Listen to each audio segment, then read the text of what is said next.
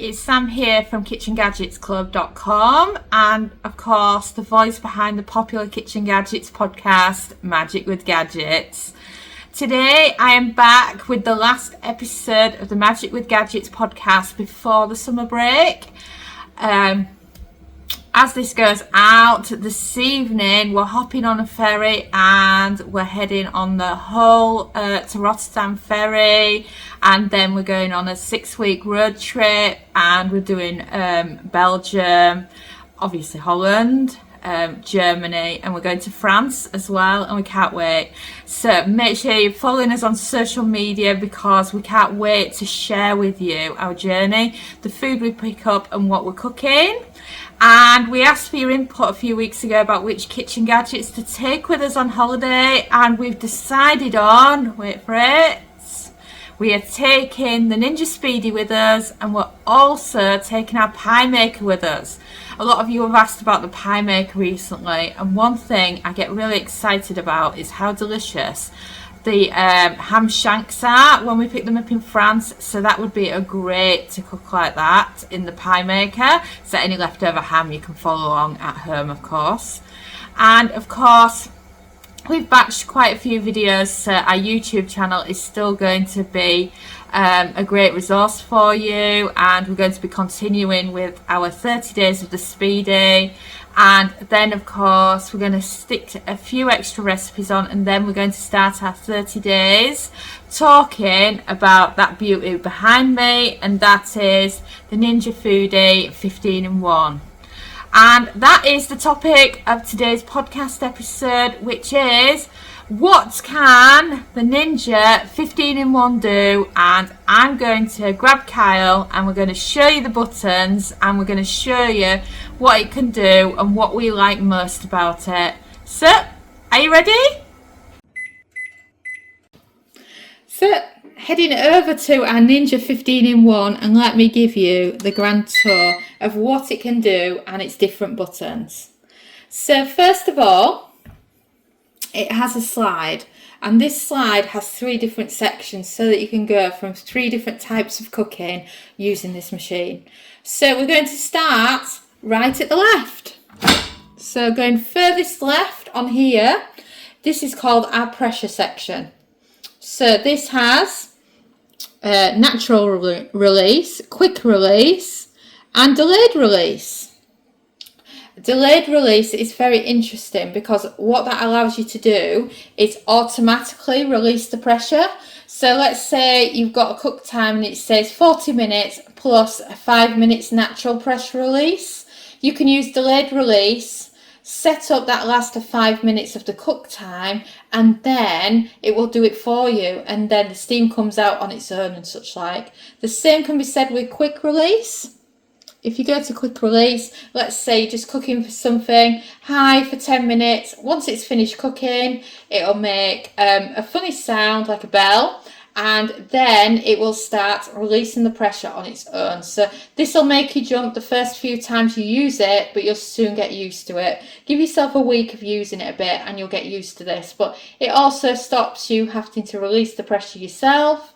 So if you'd rather release the pressure yourself, let's say it's quick on a 10-minute, let's say you're cooking something and it's 10 minutes on quick pressure release, you can set it to natural, do the 10 minutes like that, press start, and then when it beeps that it's finished the 10 minutes, you can just release the pressure yourself. And to release the pressure yourself, if you pop up here, then you literally go from there to there, and then that takes it from sealing to venting.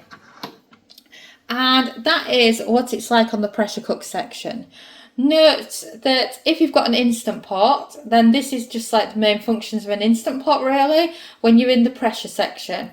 But if you want to remove the lid, you can't remove the lid when it's in pressure cook section, which is a brilliant safety feature because then it just gives you that extra level of security and safety. So when you want to release the pressure, maybe you've done your natural pressure release, slide it all the way back across, and then you can lift up your lid. So that's the far end. This is the middle. And this is what they call the Combi steam. And this is the bells and whistles that you get with one of the newer Ninjas that you would only get, say, with this model and similar. Because it has steam meals. Everybody loves the steam meals feature of the 15-in-1. Though you can also get them with the Ninja Speedy as well. Also with the Ninja Speedy is the steam air fry. This air fries and steams at the same time. It's really fast cooking. It's great for food that takes quite a while to cook naturally. So think your jacket potatoes, your roast potatoes, your wedges and such like. It makes them so much quicker. You can also steam air fry whole chicken. And then you can also steam roast. And steam roast is, if you think of anything you would roast in the oven, you can do on steam roast. So this is your roasting joints.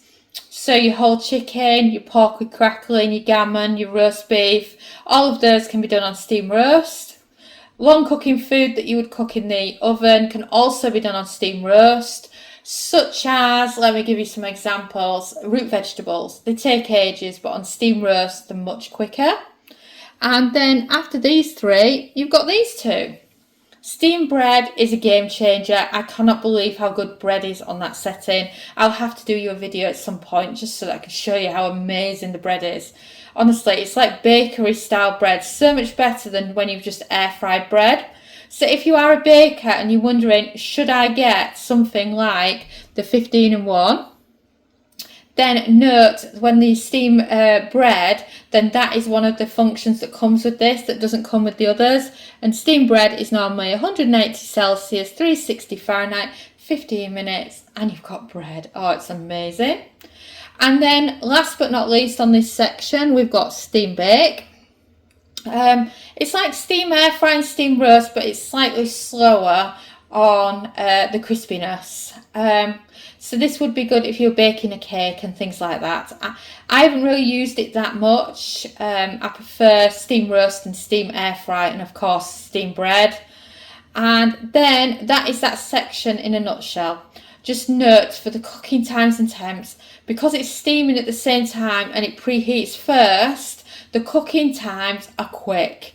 The amount of times I see posts on social media saying my food's overcooked, they've used steam, air fry, whatever, they're using the same time and temps they would for air fry, and it's much quicker. For example, take a whole chicken. A whole chicken, if you were to do a whole chicken on normal air fry, you'd be talking an hour. The same chicken is 40 minutes on steam air fry, so it's much of a difference compared to what you used to. And then let's go to the final section, shall we? So you slide it right across, and they call this air fry hob. Probably got a totally different name in the US because Americans don't use the terminology hob. Hob is kind of like stovetop cooking in a pan.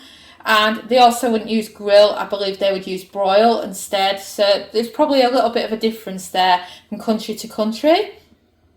So this is kind of like your air fryer extension, really. So you've got air fry, you've got grill.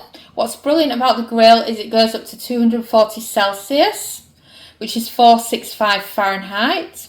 You've got bake, which is a slower air technology level of an air fryer. So it's great for getting food cooked in the middle. Good for cakes. Dehydrate is brilliant, and you can dehydrate all your favourite dehydrator foods in here, including the famous roast beef, the beef jerky and such like. Prove is amazing. The proof bread in here is fantastic because it'll go as far down as 35 Celsius, which is amazing. So you can literally prove the bread in here and then move it across to steam bread to actually cook it. And then that leaves the last section. So you've got sear and saute. I don't think that needs an explanation. But note that the cooking pot gets hot incredibly quickly. So you may want to set it either at a lower saute or switch it off and cancel it sooner rather than later. And then you have steam. Brilliant for any food you would normally steam. So your chicken, your fish, your vegetables, your potatoes. Then we have slow cook. And while some people say it's a rubbish slow cooker, I think it's amazing. If I was to slow cook the food in a traditional crock pot, it would be done in 3.5 hours. In here, it's just over 4, so it's not really that much different. And then last but not least, you have your yogurt setting, which again is a brilliant setting. And those are all the different settings of the Ninja 15-in-1, so you can get a better idea of what it can do and how it can work for you. So just remember, you can just slide it across. It's got all these different settings. It amazes me how much stuff it actually does. And I would highly recommend it, but only if you would use all these bells and whistles, because it's very expensive if, say, you're just using it as an air fryer and a pressure cooker. If air frying and pressure cooking is your thing, then you are probably better off with something cheaper, like the Ninja 9-in-1 would probably be a better choice, but it just depends on which ones you have. So let me know what you think and which ones you want, and are you going to get a 15-in-1? Thanks so much for listening, and you can find us on social media. We're on Facebook, Pinterest, TikTok, and of course Instagram. And you can also subscribe to our YouTube channel, or why not head over to kitchengadgetsclub.com/newsletter and join our weekly newsletter, where we go into detail about all our favourite kitchen gadget recipes, tips, tricks and resources. And a ciao for now.